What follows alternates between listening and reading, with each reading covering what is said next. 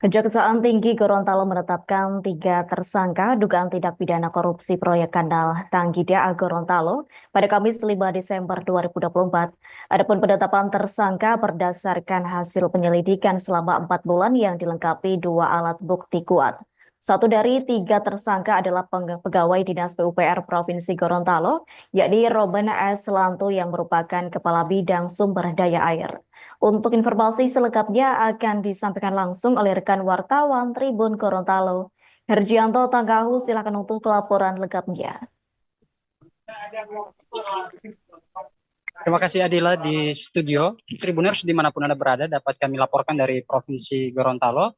Kemarin Kejaksaan Tinggi Gorontalo Kejati telah menetapkan Roman Lantu selaku Kabid SDA Dinas PUPR Provinsi Gorontalo sebagai tersangka dari kasus korupsi kanal Tanggida. Tidak sendiri, apa namanya, Romen juga ditahan bersama dua rekan lainnya, yakni Kris Wahyudin Taib selaku Direktur Cabang PT MGK dan Rahmat Nurholis selaku Direktur dari Tim Leader CV Kanal Utama Engineering KSO. Penahanan tersebut dilakukan seusai ketiganya diperiksa di Kejaksaan Tinggi Gorontalo, dan dari hasil penyelidikan ditemukan adanya manipulasi pekerjaan yang tidak sesuai dengan progres fisik pembangunan. Hal tersebut langsung dijelaskan oleh Asisten Bidang Tindak Pidana Khusus Asipitsus Kejati Gorontalo Nur Surya. Dari hasil pemeriksaan PT MGK terdapat kekurangan volume pekerjaan yang berselisih sekitar 4,595 miliar. Kejati Gorontalo menduga anggaran tersebut mengalir ke sejumlah pihak yang tidak berhak atas dana tersebut. Bahkan tercatat ada aliran dana yang diberikan kepada perusahaan peminjam atau fee sebesar 1,79 miliar. Bahkan akumulasi itu juga mencakup di mana disebut juga bahwa ada oknum dari Dinas PUPR Provinsi Gorontalo yang turut serta menerima uang haram tersebut. Pada proses penyidikan tercatat setidaknya ada 37 orang saksi dan 3 orang ahli yang dipanggil. Dan dari hasil pemeriksaan itu, Kejati Gorontalo memperoleh 239 barang bukti berupa 238 dokumen dan 1 unit handphone.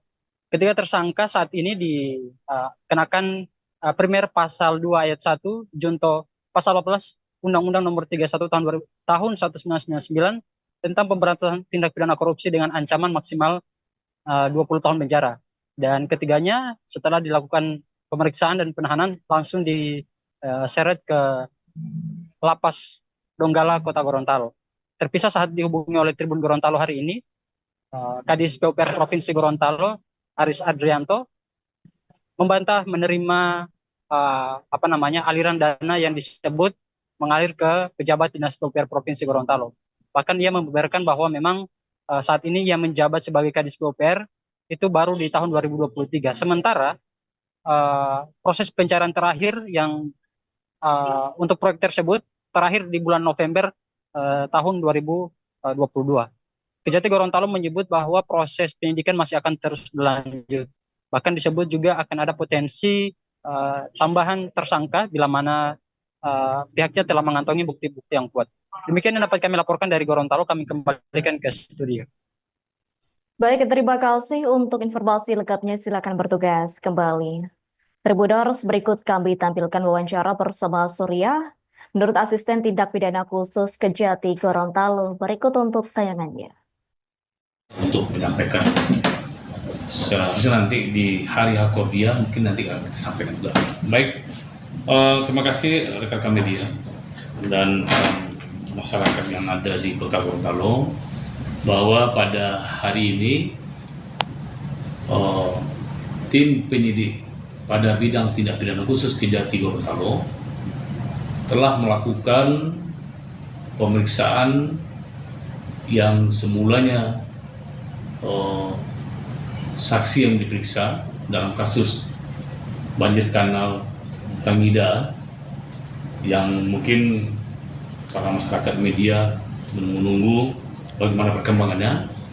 Dan hari ini status dari para saksi yang diperiksa dengan 2 alat bukti yang cukup, sehingga 3 saksi tadi dinaikkan statusnya jadi tersangka.